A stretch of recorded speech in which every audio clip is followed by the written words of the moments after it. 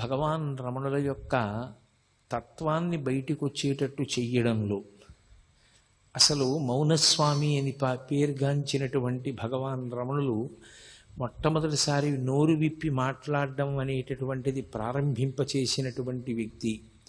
తదనంతర కాలమునందు రమణ మహర్షికి అసలు ఆ పేరే ఉంచినటువంటి వ్యక్తి. రమణ మహర్షి ఎవరి పట్ల మిక్కుటమైన ప్రీతితో చెయ్యి కూడా పట్టుకుని తీసుకుని వెళుతూ ఉండేవారో, ఎవరితో మాట్లాడుతూ ఉండేవారో, ఎవరిని అనేక పర్యాయములు అనుగ్రహించారో అటువంటి మహాపురుషుడే కావ్యకంఠ గణపతి ముని. రమణుల జీవితం, కావ్యకంఠ గణపతి ముని జీవితం అవిభాజ్యములు. రెండు వేరు చేసి చూడడం కుదరదు. చాలా ప్రధానమైన సంఘటనలు వారి ఇరువురి మధ్యలోనే జరిగాయి. అంతటి గొప్ప ద్వయం అది. కావ్యకంఠ గణపతి ముని కారణజన్ములు. ఎందుచేత నేను ఆ మాట అనవలసి వస్తోంది అంటే, మీతో నేను తరచుగా ప్రస్తావన చేశాను, లోకాన్ని ఉద్ధరించగలిగినటువంటి వాడు ఏ మహాపురుషుడు పుట్టిన కారణం చేత వంశంలో 10 తరాలు అటు 10 తరాలు ఇటు కూడా తరిస్తాయో అంతటి మహాపురుష జననము జరగాలి అంటే కేవలం నిశ్చలమైనటువంటి భగవద్భక్తి కారణమవుతుంది. భగవద్భక్తి వినా ఇంకా ఏ కారణము చేత అటువంటి సంతానము లభించదు. సరే, లౌకికంగా ఏదో చదువుకోవడం, డబ్బు సంపాదించడం, కీర్తి ప్రతిష్టలు సంపాదించడం అది పెద్ద విశేషంగా నేను ఆధ్యాత్మికంగా భావన చేయడం కుదిరే విషయం కాదు. ఎందుకంటే అవన్నీ చాలా తాత్కాలికమైన విషయాలు. అవి పెద్ద చరిత్రలో జ్ఞాపకం ఉండిపోయే విషయాలుగా మిగలవవి. కానీ మార్గదర్శకులుగా మిగిలిపోయేటటువంటి మహాపురుషులు, వంశోద్ధారకులు జన్మించాలి అంటే అది కేవలం భగవద్భక్తి కారణంగానే జన్మిస్తారు. విశాఖపట్టణానికి దగ్గరలో బొబ్బిలికి దగ్గరలో కలువరాయి అని ఒక గ్రామం. అసలు ఆ గ్రామమే చాలా విచిత్రమైనటువంటి పేరుతో కూడుకున్నటువంటి గ్రామం. ఎందుచేత అంటే కలువ పువ్వు ఎప్పుడు పుట్టినా నీటిలోనే పుడుతుంది. కానీ ఆ గ్రామంలో ఒక వింత సంఘటన జరిగింది. ఒకానొకప్పుడు ఒక రాతి మీద కలువ వికసించింది. రాతి మీద కలువ వికసించడం అనేటటువంటిది మనం ఎక్కడ వినం. అదొక అసాధారణమైనటువంటి విషయం.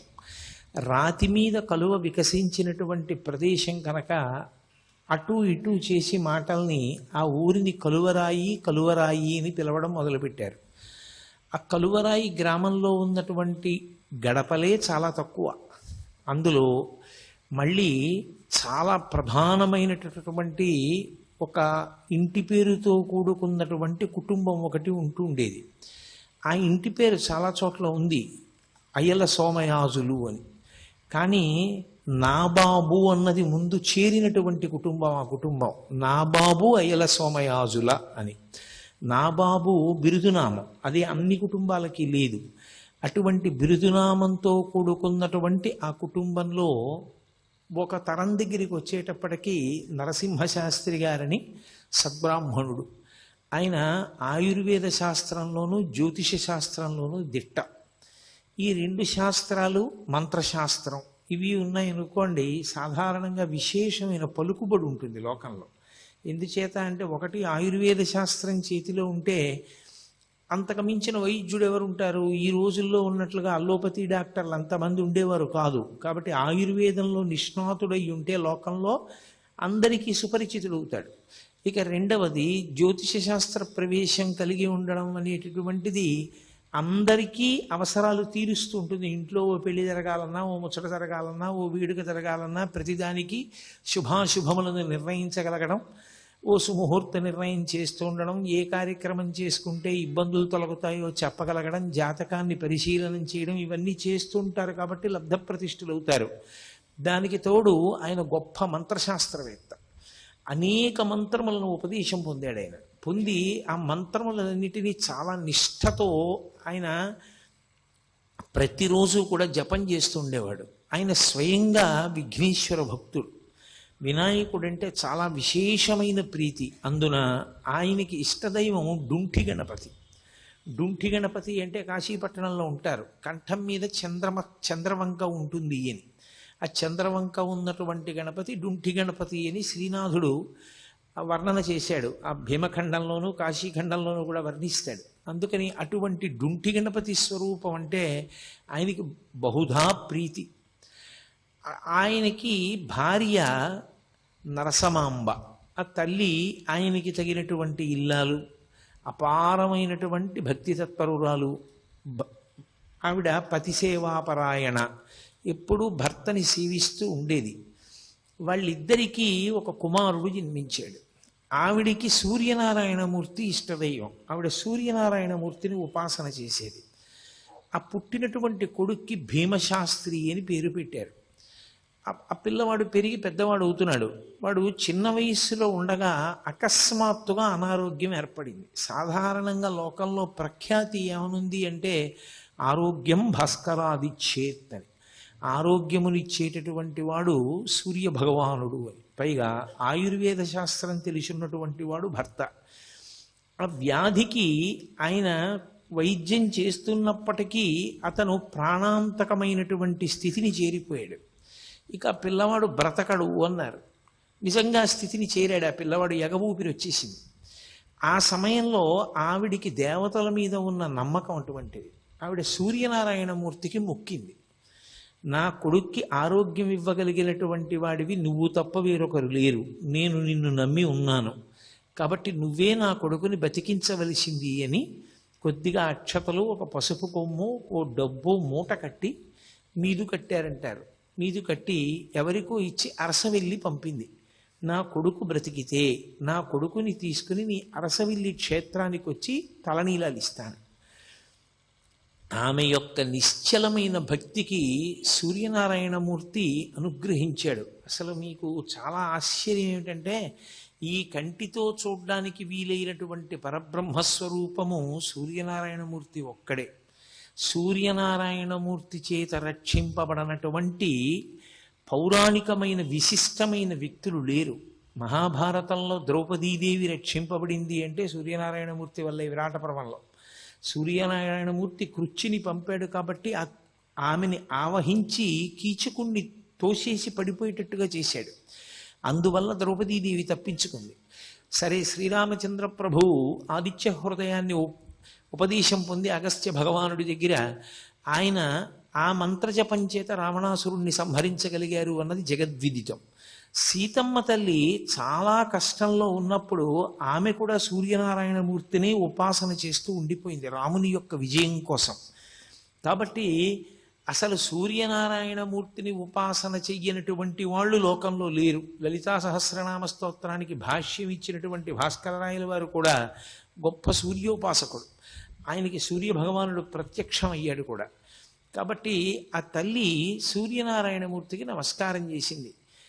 ఆ నరసమాంబ, నా కుమారుడు బ్రతికి బట్ట కడితే వాడి 3వ ఏట వచ్చినప్పుడు నేను తీసుకొచ్చి తలనీలాలు ఇస్తాను, నీ దగ్గరే దర్శనం చేసుకుంటాం కుటుంబం అంతా. ఆశ్చర్యకరంగా పిల్లవాడు బతికాడు.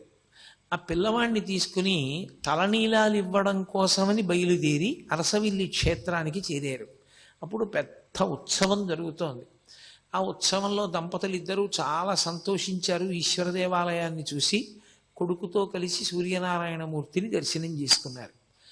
దర్శనం చేసుకుని ఆ దేవాలయ ప్రాంగణంలోనే ఒక చోట భార్యాభర్తలు ఇరువురూ కూడా నిద్ర చేశారు.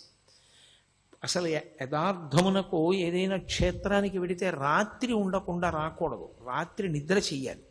నిద్ర చేసి రావాలి క్షేత్రంలో. నిద్ర చేయకుండా ఏదో పొద్దున్నే బయలుదేరి వెళ్ళిపోయి దర్శనం చేసుకుని వెంటనే వెళ్ళకూడదు. క్షేత్రము అంటే నిద్ర చేయవలసినటువంటి ప్రదేశము అని. కాబట్టి వాళ్ళు నిద్ర చేశారు అరసవిల్లిలో.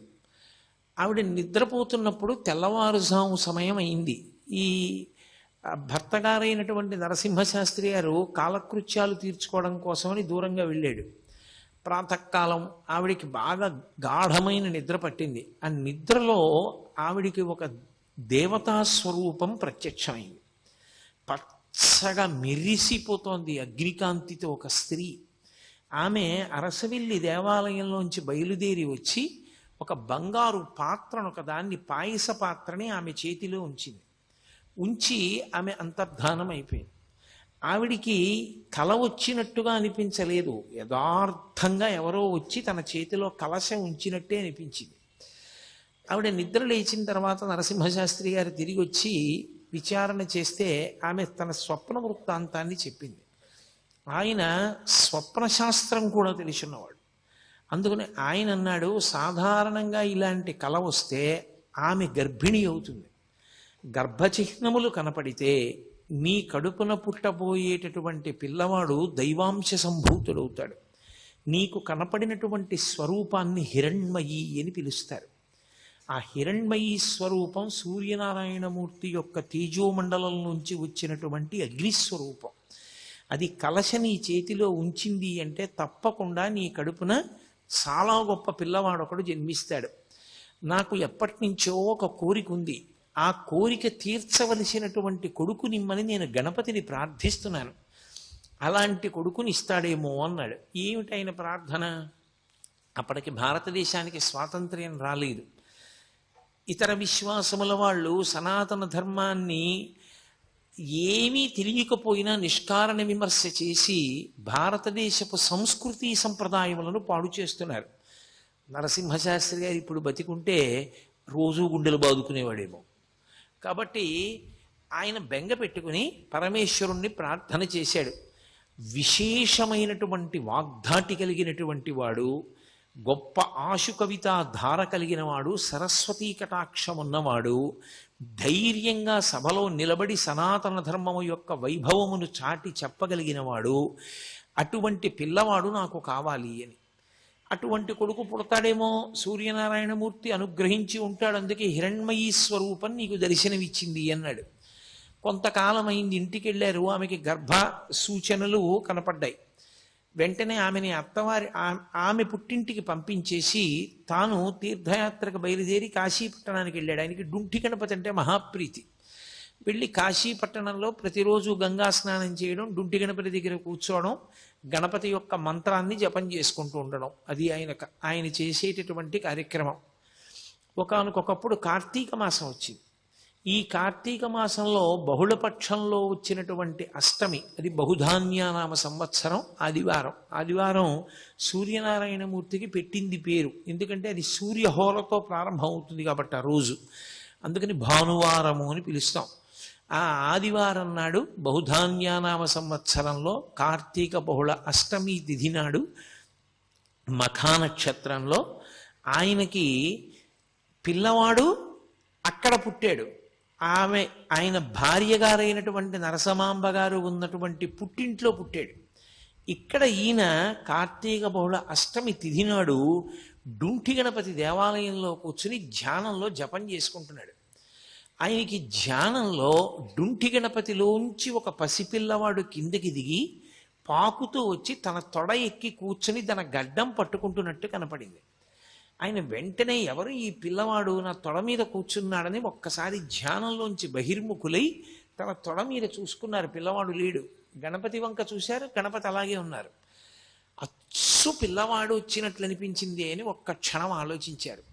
బహుశಃ నాకు పుత్ర సంతానం కలిగి ఉంటుంది, ఎవరో కారణ జన్ముడు జన్మించాడు, విఘ్నేశ్వర ప్రసాదంగా నా ఇష్టదైవమైనటువంటి డుంఠి గణపతి యొక్క అనుగ్రహంతో పిల్లవాడు జన్మించాడు, నేను ఆ పిల్లవాడికి గణపతి పేరే ఉంచుకుంటానని నాకు జాతాశౌచం వచ్చింది కాబట్టి నేను ఇక్కడ ఉండకూడదని ఆయన బయలుదేరి మెల్లగా ఆయన అత్తవారింటికి చేరుకున్నాడు.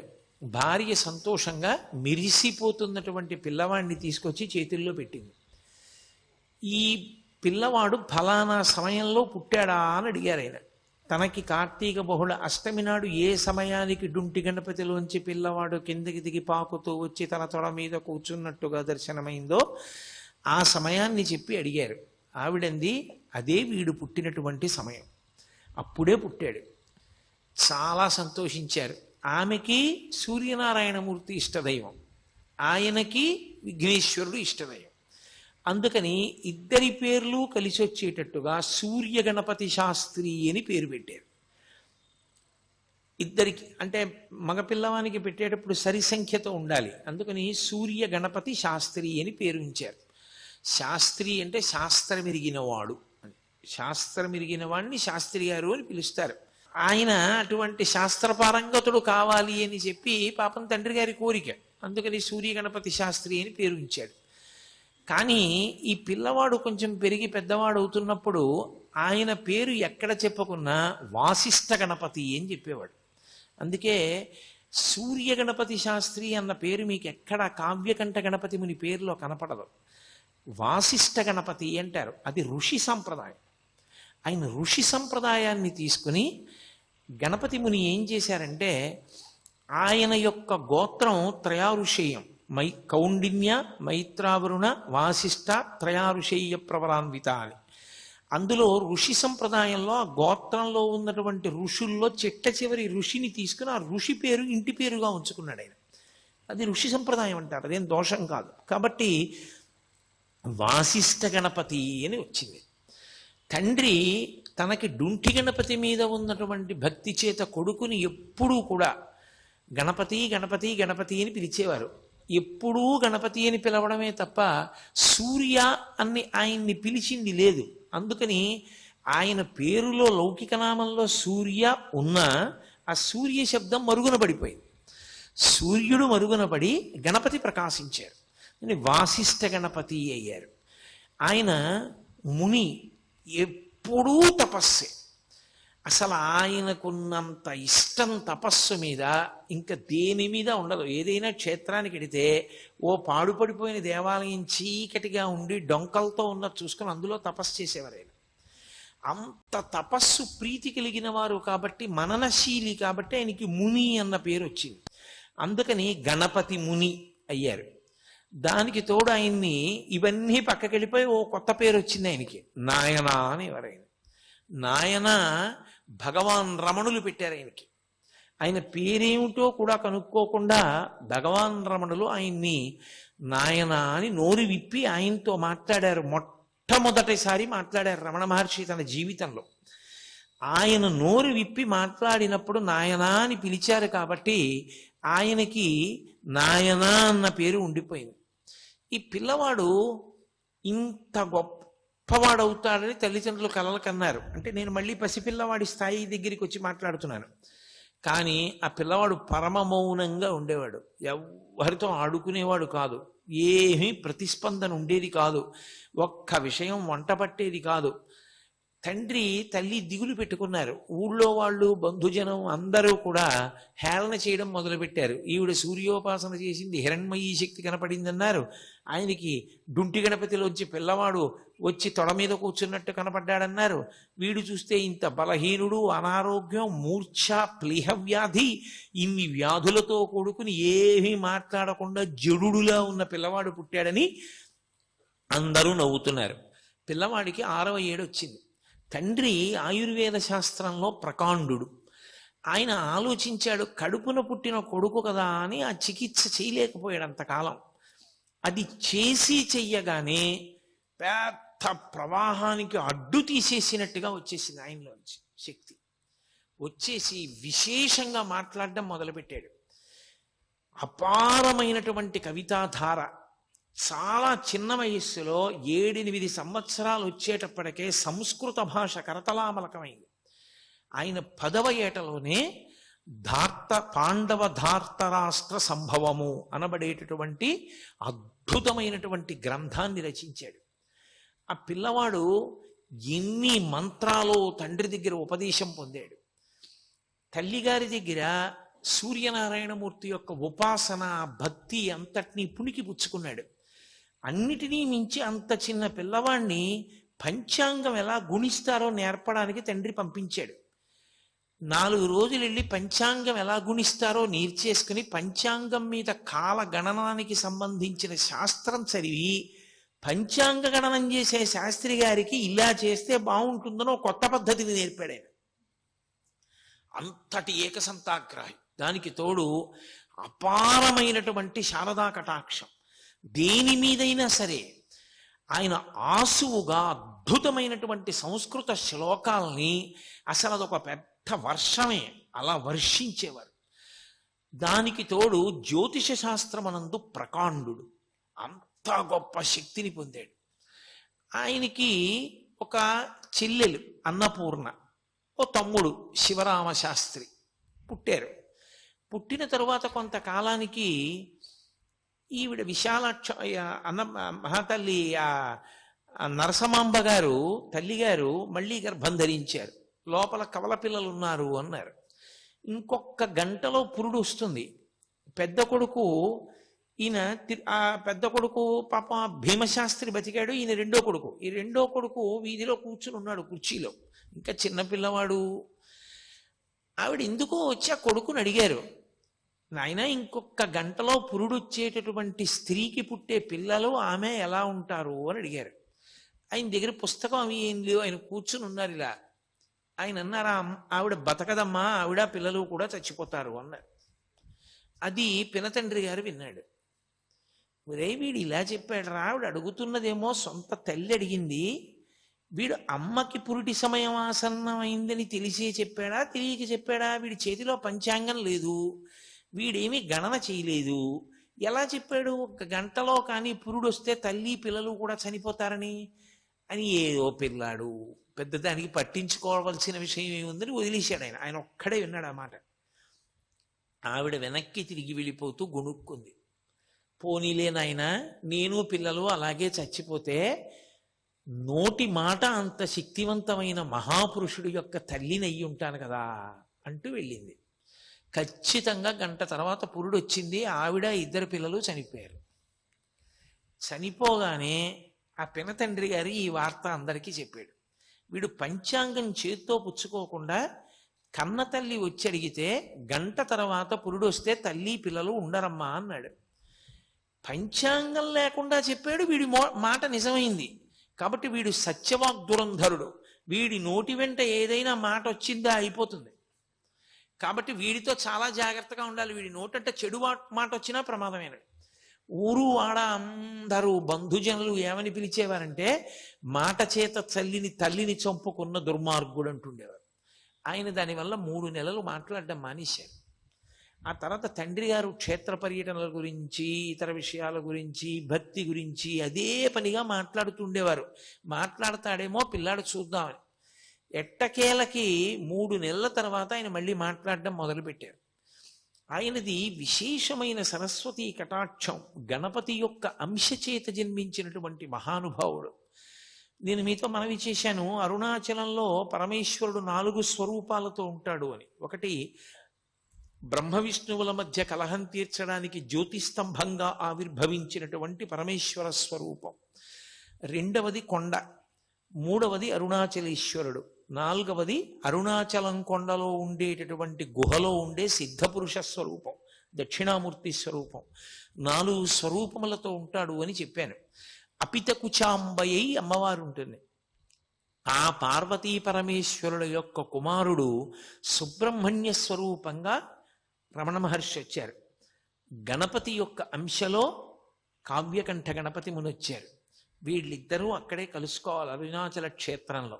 వీళ్ళిద్దరూ కలుసుకున్న కాలం స్వర్ణయుగం. ఎందుకంటే పార్వతీ పరమేశ్వరులు 2 కుమారులతో కలిసి కనపడిన క్షేత్రం ఆ క్షేత్రం అప్పుడు.